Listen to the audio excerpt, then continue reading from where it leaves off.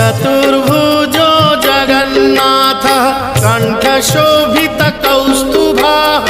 पद्मनाभो देवगर्भश्चन्द्रसूर्यविलोकनः जगन्नाथो लोकनाथो नीलाद्रीशः परोहरिः दीनबन्धुर्दया सिन्धुः कृपालुः जनरक्षकः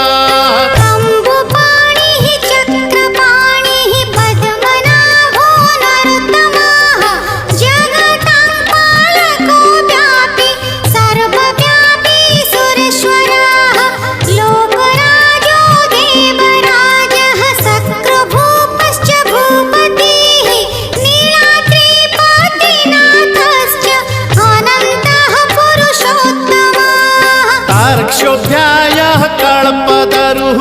विमला प्रीतिवर्धनः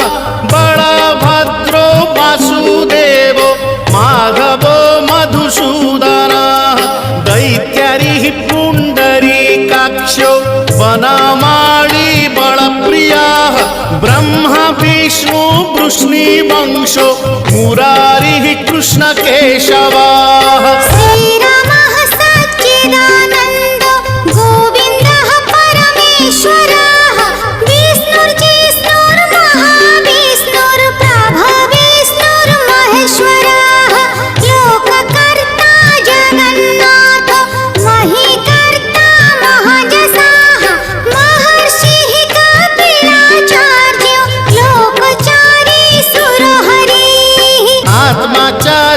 जीवपालश्च शूरः संसारपालकः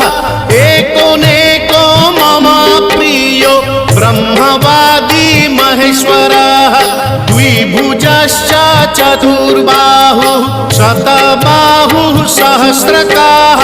पद्मपत्र विशालाक्षः पद्मगर्भ परोहरिः